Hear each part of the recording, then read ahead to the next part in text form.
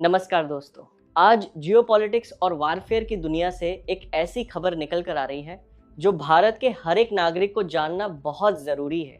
आज हम बात करेंगे power politics, global dominance, military strategy और नेशनल वेल्थ की, जिसमें भारत, अमेरिका और पाकिस्तान का एक नया ट्रायंगल पूरी दुनिया के सामने बन रहा है। दोस्तों, यूनाइटेड स्टेट्स ऑफ अमेरिका और पाकिस्तान के रिलेशंस जिस तेजी से आगे बह रहे हैं, उसका सबसे बड़ा और डायरेक्ट इम्पैक्ट हमारी नेशनल सिक्योरिटी और हमारे फ्यूचर मिलिट्री रिस्पॉन्सेस पर पड़ने वाला है।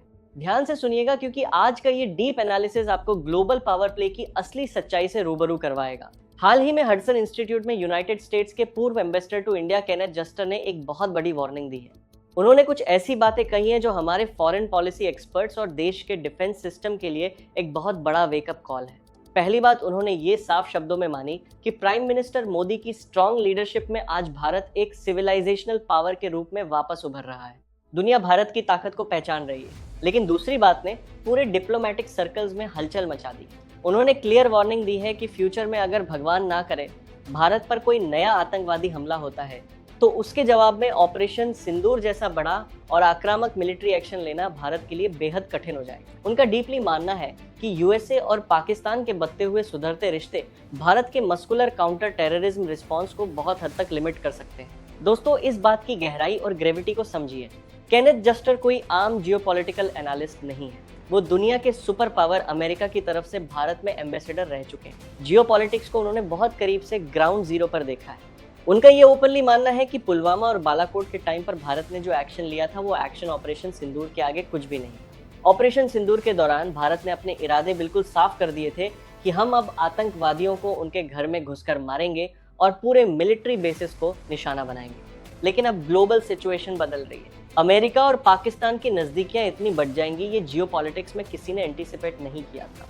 सोचिए, 20 साल बाद कोई अमेरिकन प्रेसिडेंट पाकिस्तान जाने की खुली बात कर रहा है। डोनाल्ड ट्रंप का ये पब्लिकली कहना कि वो एक पीस डील के लिए पाकिस्तान जाएंगे, ये इस बात का इशारा है कि जियोपॉलिटिक्स के इस चेसबोर्ड पर सारे मोहरे बदल रहे हैं। इस बदलाव का सबसे बड़ा फायदा पाकिस्तान में बैठे आतंकवादी संगठन उठाए।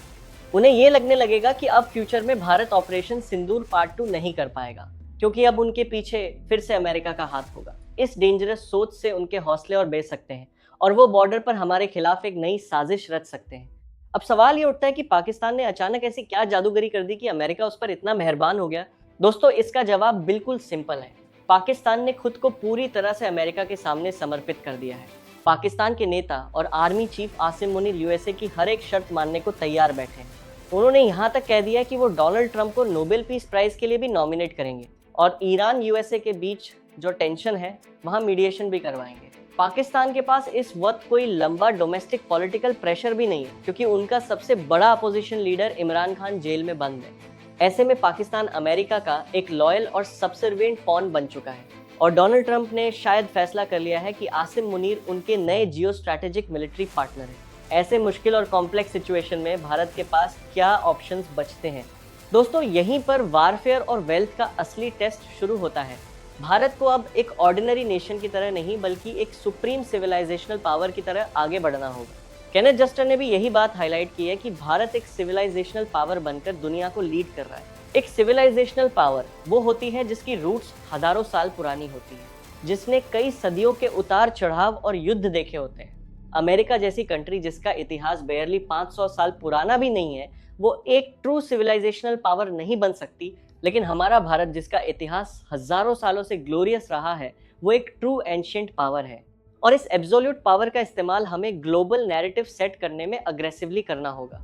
आज के समय में दोस्तों, सिर्फ हथियारों की जंग नहीं होती, आज नैरेटिव वॉरफेयर और साइकोलॉजिकल डोमिनेंस का माना है। हमारे पास आज एडवांस्ड अग्नि 5 मिसाइल्स हैं, बराक 8 है और S-400 जैसे super advance air defence systems हैं। लेकिन आपको याद रखना होगा कि अगर हम ग्लोबल मीडिया में अपना सही नैरेटिव सेट नहीं कर पाए तो एक छोटा सा दुश्मन देश भी प्रोपेगेंडा से हम पर हावी हो सकता है। भारत को इस फील्ड में इजराइल से सीखना चाहिए। जब इजराइल पर कोई हमला होता है तो वो पूरी दुनिया को स्ट्रांगली ये दिखाता है कि ये सिर्फ एक आम देश पर नहीं, बल्कि एक एंशिएंट सिविलाइजेशन पर हमला है। इस स्ट्रांग मैसेजिंग से उन्हें हर जगह से ग्लोबल सपोर्ट मिलता है।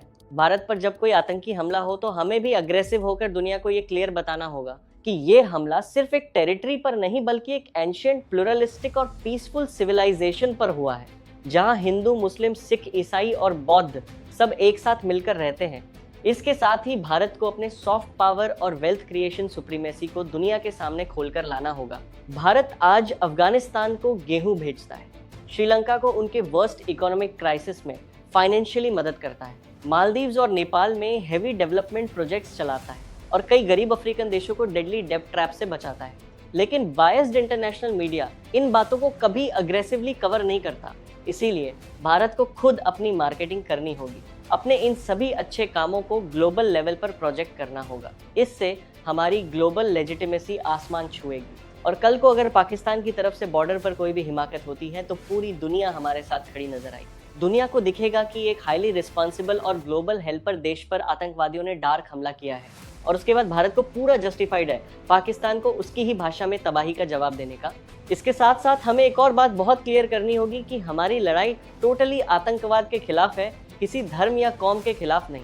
पाकिस्तान हमेशा इंटरनेशनल लेवल पर यह झूठा नैरेटिव चलाता है कि भारत मुस्लिम विरोधी काम कर रहा है। हमें इस झूठे नैरेटिव को तोड़ कर रख देना होगा और क्लियर कट मैसेज देना होगा कि ऑपरेशन सिंदूर या उसके आगे आने वाले सभी हार्डकोर मिलिट्री ऑपरेशंस सिर्फ और सिर्फ आतंकवादियों के परमानेंट सफाई के लिए डिजाइन किए गए हैं। इस पूरे मुद्दे पर भारत को अपने ग्लोबल इंडियन डायस्पोरा का भी पूरा ब्रेन पावर और वेल्थ नेटवर्क इस्तेमाल करना होगा।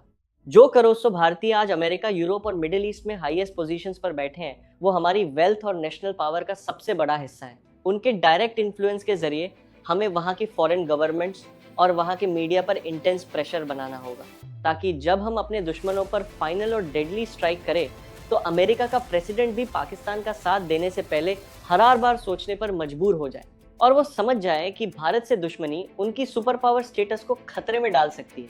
दोस्तों, आधुनिक वारफेयर अब सिर्फ मिलिट्री बॉर्डर्स तक सीमित नहीं रहा।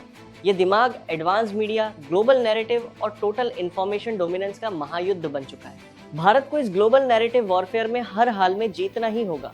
अगर हम अपने सच और अपनी स्ट्रेंथ को पूरी दुनिया के सामने एक लाउड और बुलंद आवाज में रख पाए तो दुनिया की कोई भी नाम निहाद सुपर पावर या उसका कोई नया जियो स्ट्रैटेजिक पार्टनर भारत के आगे एक पल के लिए भी टिक नहीं पाएगा।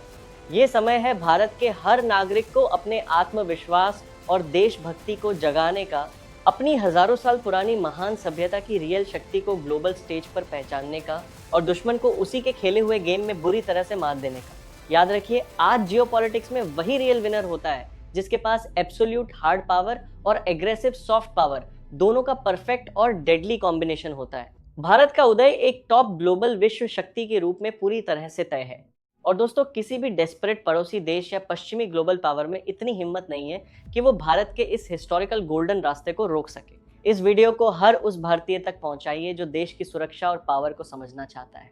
मिलते हैं अगली वीडियो में एक नए जियोपॉलिटिक्स और वॉरफेयर एनालिसिस के साथ। तब तक के लिए देश को आगे बढ़ाते रहिए और दुश्मन की हर चाल को बेबाक तरीके से समझते रहिए। जय हिंद, जय भारत।